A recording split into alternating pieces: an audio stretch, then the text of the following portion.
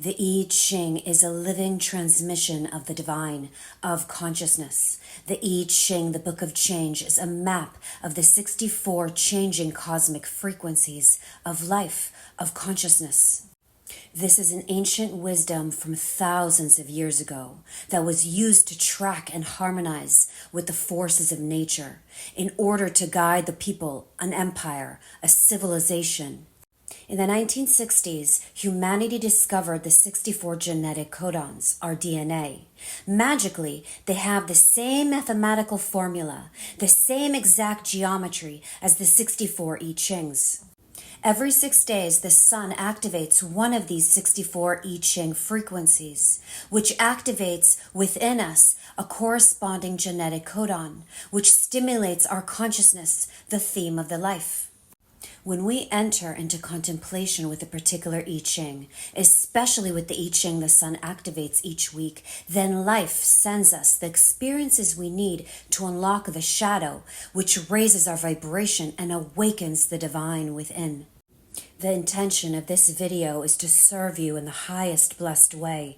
This is abstract energy of sensing, so receive this message with your heart and body. This week, the sun within us, consciousness life, activates the 35th I Ching. The transformational path of this frequency moves us from the shadow of hunger to the highest vibration of boundlessness through the path of adventure. There are some I Chings whose shadows seem ancient, that stretch back into the animal kingdom, rooted in primal urges that dominate our human planet for eons. And this 35th I Ching has such a shadow: hunger, fear, lust. These are the drivers, the beast within us. These are the primal life urges that lay out the field of the 35th shadow of hunger. The hunger to digest, to eat, for thirst, to drink, the hunger for power, the hunger to escape, the hunger to forget, the hunger for warmth, for love, for connection, the hunger for truth, the hunger for unity, for culture, for beauty, the hunger for the divine, raw and pure hunger. It lives inside each and every one of us, and it won't let us go. This shadow isn't all about suffering. Hunger can also be sweet. It can be savored. It can be drawn out, appreciated. It can give us a sense of perspective. Hunger makes us human. It can bring us together. Every shadow contains a gift, if we learn how to tailor that gift, how to mold it to our advantage. This is a trial and error process, of course, because it's all about balance. The balance is about appreciating our mortality, our vulnerability, and our tendency towards excess. A little bit of the shadow is good for us, and without it, we would lack in backbone, in humanity. But excess of the shadow leads to pain, stress, and exhaustion. Excess can also be addicting. When we flood our body with hormones, with excess of food, drink, or anything, we always pay the price. There's an exact measure in the shadow. The wise have said that there's an exact measure for drinking wine. Wine should take you just to the edge of intoxication, so we should hardly feel it at all. This is a wonderful metaphor to life. Can you live like that? A little bit of the shadow? This I Ching frequency is about being filled with life. It's about stretching out into new experiences. Life provides us with an infinite set of possibilities, new experiences. If you draw a circle of just a half a mile around your home, you will find enough experiences within that circle to last you a lifetime. So we have to be careful of being trapped by the same old ways of satisfying our hunger, the patterns that exhaust us, the same way of talking, the same way of acting or reacting, the same way of eating food, the same way of looking at life, the same mindset. There is a beauty in repetition. Repetition is essential to a balanced way of being alive, but not repetition in awareness. The awareness should always be fresh, open, and expanding with life. Life can easily become stale through repetition. The programming partner of the 35th I Ching is the 5th I Ching, the shadow of boredom. It's only boredom because of our inner attitude, and it's because we're not moving in presence, and we don't notice the subtle changes all around us, the differences in things. The same things aren't really the same. The planets are in different places they haven't been before, as they flow in the cosmos, which is a mirror of us, of consciousness. Every challenge we face is really an opportunity to respond imaginatively, to see things from a new perspective, to evolve. The dilemma of the 35th shadow of hunger is self-indulgence, and you can see why. A little too much pleasure becomes self-indulgence. A small amount, a measured amount of indulgence is actually healthy, so long as it doesn't harm another. You know you have fallen into self-indulgence because it leads to feeling bad about ourselves. It leads to sickness. So the secret of mastering the shadow is knowing when to stop. Stop right before the edge. Leave a little bit of hunger in the back. And if you do overindulge, that's fine. Be forgiving of yourself. Be understanding of those who are driven by hunger. The people who do horrible things because they're driven by this hunger of power or territory or food or revenge. You don't have to forgive them right away. This level of forgiveness takes mastery, but try to understand the world through this shadow. Try to see how we each are driven by this exciting hunger. We will fall, we will forget, we will make the mistake countless times. This is the purpose of life, to grow in awareness as we ingest the shadow, as we learn to let it become transmuted inside us, inside our very chemistry. Let the shadow become your friend rather than your enemy. Learn to drink tea with it.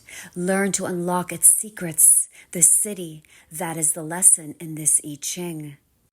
The 35th gift, the way to alchemize the shadow and raise the vibration, adventure. There is a wonderful practice that comes with this gift. It's called silo busting. You may have heard of this expression. A silo is a self-contained enclosure that doesn't connect outwards, but only serves itself. Silos are everywhere. Our thought patterns are silos. Our behavioral patterns are silos. Our home can be a silo. Our relationships, our job, our culture, our belief, our language, our lives.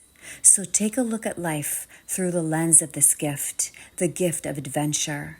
This can be an exciting thing to explore. Listen to life as it comes to you. Life is constantly presenting us with new opportunities to bust open our silos. If you're truly listening to life, you would take many more opportunities that she's offering you. One of the things that could really change is that the various spheres of life, areas of life, will begin to connect to each other in new ways. So our working life and our relationships will begin to merge and dovetail. Our relationships in one area will begin to cross over to another silo. You may find yourself doing things in completely new ways. A mundane example might be that you start putting bird feed out at the garden and all these new creatures come to visit you. Or perhaps you make the effort to find out the man's name at the grocery store that always serves you, and another silo opens.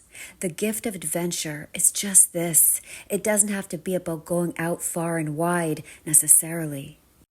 It's really about sampling the incredible diversity of life experiences that is being offered to us right now.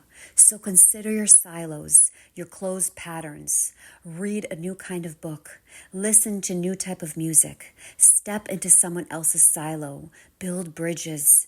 Everywhere you go, build bridges. See how many new bridges you can build in a single day. Get your hands dirty in the soil if you don't already. Visit the city if you don't go often. Move through the silos you tend to avoid.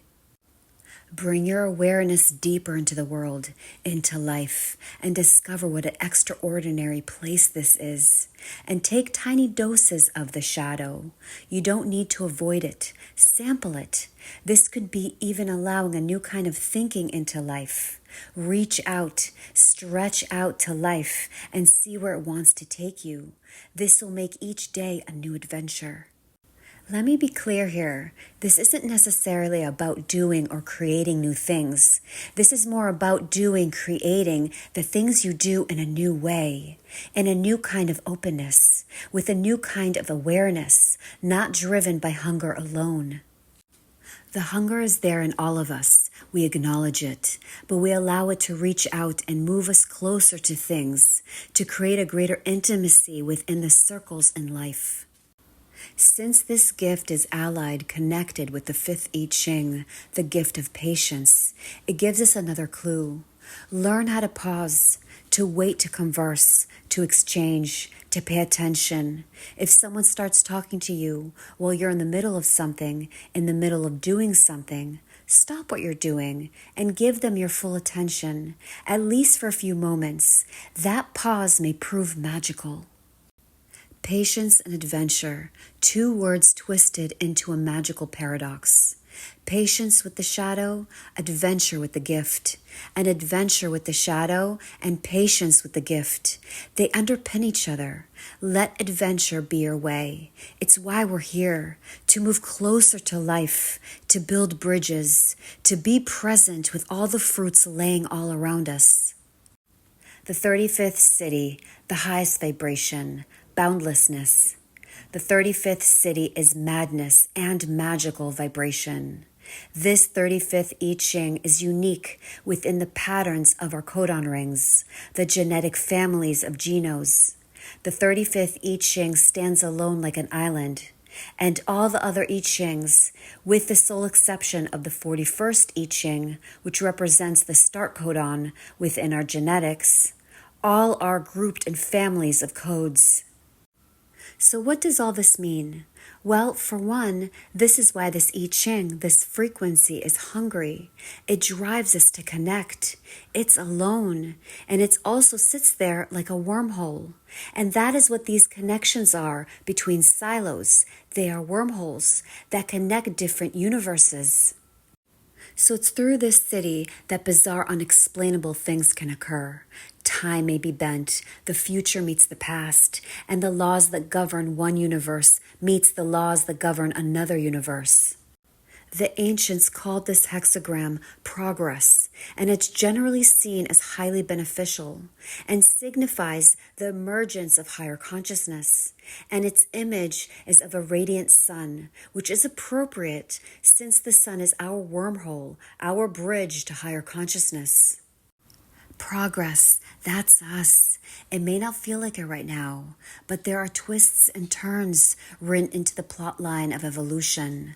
There will always be unexplainable, unexpected wormholes that open up before us.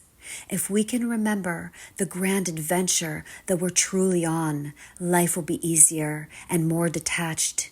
Individual lifetimes will seem less important. Then we enter the timeless, the boundless dimensions. So flow with the river.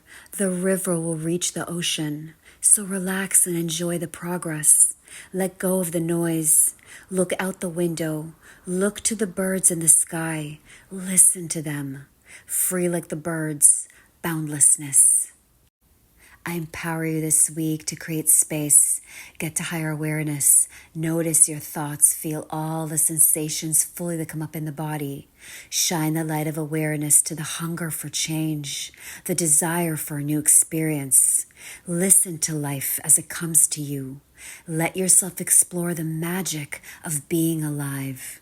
Remember, love yourself and choose to be blessed.